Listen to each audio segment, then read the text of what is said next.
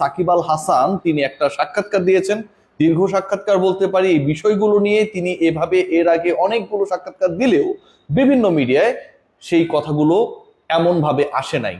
বিস্ফোরক যে মন্তব্য সাকিব আল হাসান করেছেন এবং তার এই মন্তব্যগুলোকে আমি ব্যক্তিগতভাবে অন্তত 70-80% ক্ষেত্রে ভ্যালিড মনে করি। রিয়াসাত আজিম সাকিব যে কথাগুলো বলেছে, যেভাবে জিনিসগুলো ঘটেছে বা যেভাবে পোর্ট্রে করা হয়েছে, বাংলাদেশ ক্রিকেট বোর্ডের দিক থেকে স্টেটসম্যান গুলো যেভাবে এসেছে, তাতে সাকিব আল হাসানের এই বক্তব্যগুলোকে আমি 70-80% ক্ষেত্রে ভ্যালিড মনে করি। একটু এন্ডোর্স করে নেই। এন্ডোর্স করার পরে সাকিব আল হাসান কি বলেছে এবং কি কারণে বিস্ফোরক বলছি, কি কারণে সাকিব আল হাসানের এই বক্তব্যগুলো ডেফিনেটলি সাকিবকে শুধু বাংলাদেশের মিডিয়া না, ওয়ার্ল্ড মিডিয়া ফলো করে, তারাও এই মন্তব্যগুলোকে সিরিয়াসলি নিলে বাংলাদেশ ক্রিকেট বোর্ড তারা একটা বড় ট্রাবলে পড়তে যাচ্ছে। সাকিব আল হাসান যা বলেছে সেখানটা আসলে কোনো এরকম প্রেগন্যান্সির খবর আমরা পাচ্ছি না। সাকিব আল হাসানের বাংলাদেশে আসা নিয়ে একটা বড় আলোচনা ছিল, আপনারা সবাই জানেন। বাংলাদেশে এসে বাংলাদেশে মিরপুরে তিনি তার শেষ টেস্ট খেলবেন এবং এই কানপুরে যে ঘোষণাটা তিনি দিয়েছিলেন, এরপর সাকিব আল হাসান তার দেশ মানে যেখানটায় তিনি বসবাস করেন এখন রেগুলারলি, সেখানটায় চলে যান। কানপুরের খেলা ওই টেস্টে সাকিব আল হাসানের এখন পর্যন্ত শেষ টেস্ট। মিরপুরে তিনি আসার জন্য, খেলার জন্য যখন নিউ ইয়র্ক থেকে দুবাই পর্যন্ত এসেছিলেন, তারপরে আর তিনি আসতে পারেন নাই। সাকিব আল হাসান যে স্টেটমেন্ট দিয়েছেন রীতিমতো এটা আমার কাছে মনে ভয়াবহ এবং প্রত্যেকটা কর্তৃপক্ষের এই ব্যাপারে ক্লারিফিকেশন করা দরকার।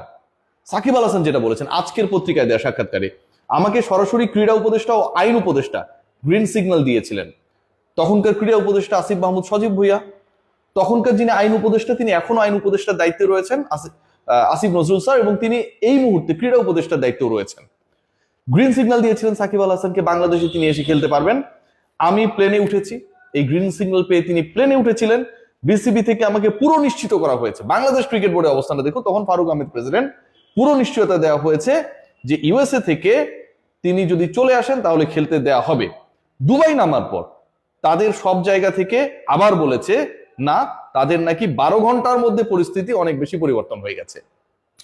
সাকিব আল হাসান যখন দুবাইতে নামলেন, তারপরে যেই কর্তৃপক্ষগুলো আইন উপদেষ্টা, ক্রীড়া উপদেষ্টা, বাংলাদেশ ক্রিকেট বোর্ড, তিনটা কর্তৃপক্ষের কথা সাকিব আল হাসান বলছেন, তারা বলছেন যে 12 ঘন্টার মধ্যে পরিবেশ পরিস্থিতি চেঞ্জ হয়ে গেছে, তুমি না এলেই ভালো হয়। খেয়াল করে দেখুন যে 12 ঘন্টার মধ্যে কি এমন হলো, সেই ক্লারিফিকেশন বাংলাদেশ ক্রিকেট বোর্ড কখনো দেয় নাই। কখনো কোনো প্রেসিডেন্টের সময় আমরা সেই ক্লারিফিকেশন পাই নাই। সাকিব আল হাসান কেন আসতে পারলো না, স্পেসিফিক কোনো রিজন এখন পর্যন্ত আমরা পাই নাই। আচ্ছা, যদি সেই স্পেসিফিক রিজন থেকে থাকে, তাহলে সাকিব আল হাসান ইউএসএ থেকে যখন বাংলাদেশের উদ্দেশ্যে রওনা হলেন, তখনও তো সেই একই রিজন ছিল।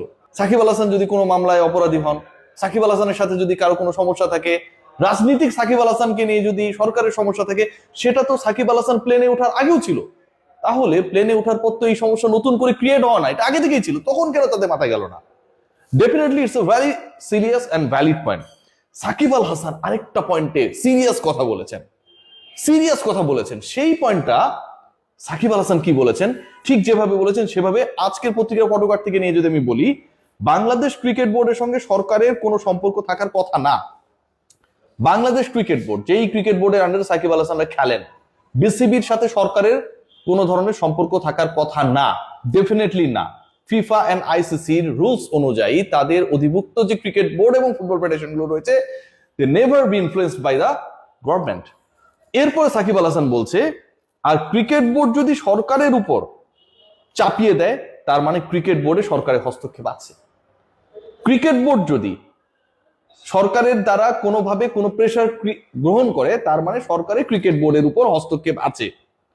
এর অর্থ হলো বিষয়টা আইসিসিতে যাওয়া উচিত। দেখুন, এটা কিন্তু খুবই সিরিয়াস একটা স্টেটমেন্ট ফ্রম সাকিব আল হাসান, বাংলাদেশের সর্বকালের সর্বশ্রেষ্ঠ অ্যাথলিট। বিসিবির উপর সরকারের প্রভাব থাকা উচিত না, যদি প্রভাব থাকে তাহলে সেটা সরাসরি হস্তক্ষেপ।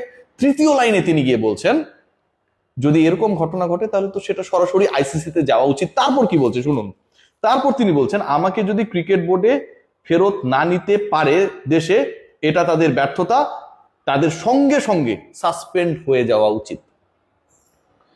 বাংলাদেশ ক্রিকেট বোর্ডের ডিরেক্টররা বিভিন্ন সময় সাকিব আল হাসান কেন দেশে আসছে না, আপনারা ইউটিউবে গুগলে সার্চ করেন, ফেসবুকে গিয়ে লিখেন, সার্চ অপশনে গিয়ে লিখেন, অসংখ্য ইন্টারভিউজ পাবেন, অসংখ্য কমেন্টস পাবেন যে এটা আমাদের হাতে নেই। আমাদের হাতে নেই মানে এটা সরকারের হাতে রয়েছে।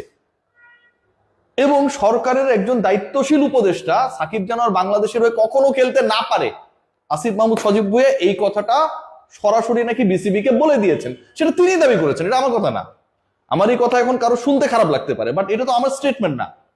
সরকারের সে সময় ক্রীড়া উপদেষ্টা সাকিব আল হাসানের সাথে যখন ফেসবুকে যুদ্ধ চলছিল, তিনি বলে দিয়েছেন বিসিবির সাকিবের ক্ষেত্রে যে সিদ্ধান্ত নেওয়া হয়েছে সেটা ভালো সিদ্ধান্ত ছিল, মানে তাকে খেলতে না দেওয়া, এবং সাকিব আল হাসান যেন আর কখনো দেশের হয়ে খেলতে না পারেন বিসিবি কে তিনি সেভাবেই নির্দেশনা দেবেন।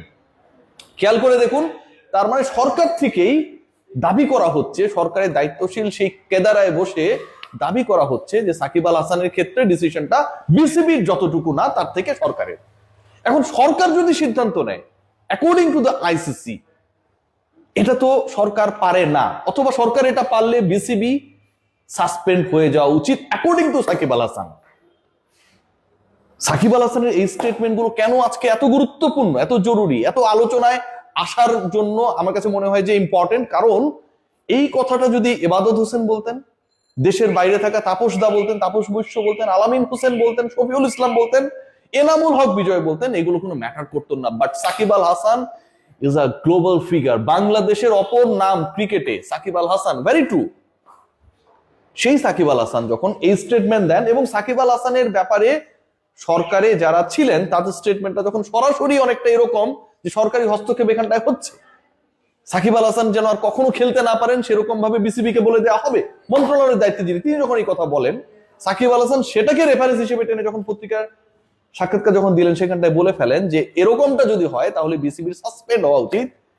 এটা মেজর ইস্যু, এটা ডেফিনেটলি মেজর ইস্যু। বিসিবির সাসপেন্ড হওয়া উচিত এই ইস্যুতে, এই কথা কেউ কখনো বলে নাই, কেউ কখনো সাহস করে সেই কথাটা বলে নাই, কিন্তু Shakib Al Hasan for the first time তিনি এটা বলেছেন। এবং সাকিব আল হাসান যখন এটা বলেছেন, আজকের পত্রিকা একটা বাংলা পত্রিকা হলেও এই আলোচনাটা, এই ডিসকাশনটা, এই স্টেটমেন্টটা আইসিসি কিংবা ক্রিকেট সংশ্লিষ্ট যে ফ্র্যাটার্নিটি রয়েছে সবার কাছে গেছে, সবার কাছে গেছে, সবাই জানে এটা। বাংলাদেশ ক্রিকেট বোর্ডের সামনে অনেক সংকট আসন্ন, যতটুকু আমি বুঝতে পারি, শুনতে পাই।